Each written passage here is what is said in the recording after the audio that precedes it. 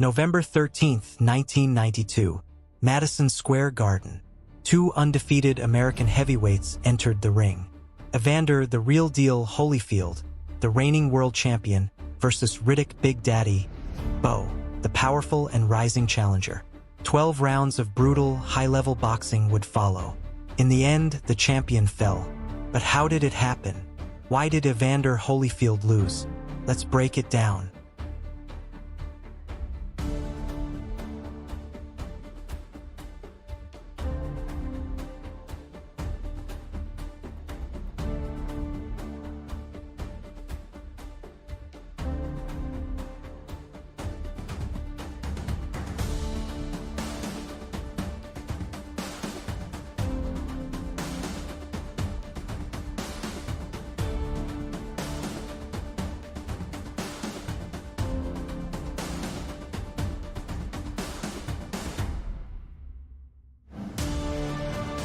Evander Holyfield was 28-0 coming into the fight.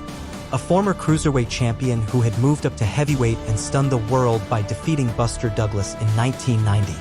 Since then, he defended his title multiple times, including against legends like George Foreman and Larry Holmes. But critics weren't convinced. They said he hadn't beaten any fighters in their prime. They called him a small heavyweight, a man with heart but not enough size. Enter Riddick Bowe, 23 years old. 6 feet 5 inches, 235 pounds. Olympic silver medalist. He was younger, bigger, heavier, and hungry. His promoter, Rock Newman, had spent years building this moment.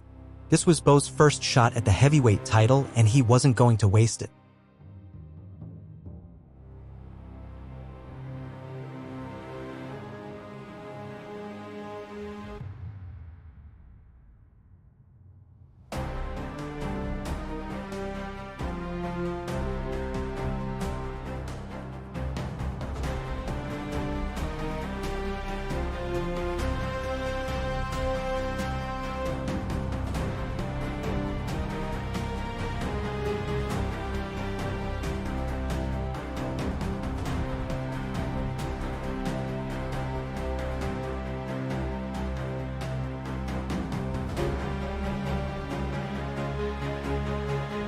From the opening bell, Bowe made his intentions clear.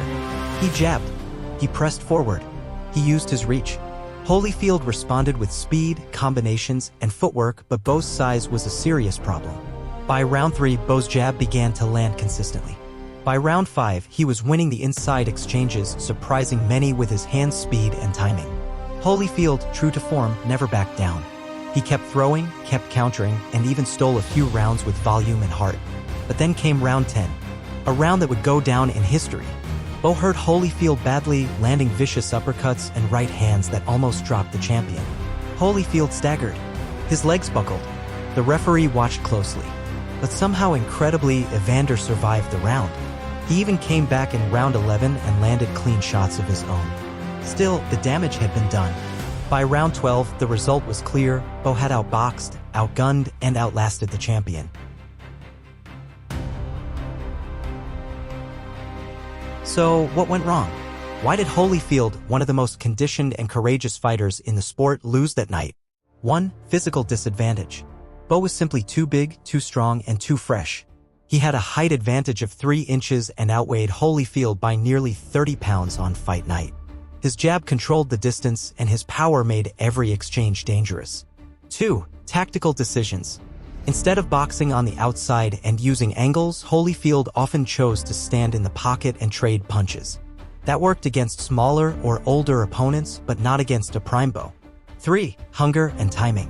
Bowe was in the best shape of his life. He trained seriously. He came in with a game plan and executed it. This was his moment, and he took it. Aftermath. Riddick Bowe won by unanimous decision. He became the undisputed heavyweight champion of the world. Evander Holyfield lost, but he didn't fall in the eyes of fans. He showed heart, grit, and determination. The kind that defines true champions. Their fight would go on to spark one of boxing's greatest trilogies, with 2 rematches in 1993 and 1995. But on that night in 1992, it was Bowe's time. Some say Holyfield fought the wrong fight. Others say Bowe was simply the better man that night. What do you think?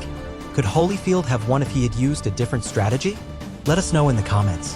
Don't forget to like, subscribe, and stay tuned for more classic boxing breakdowns. Thanks for watching.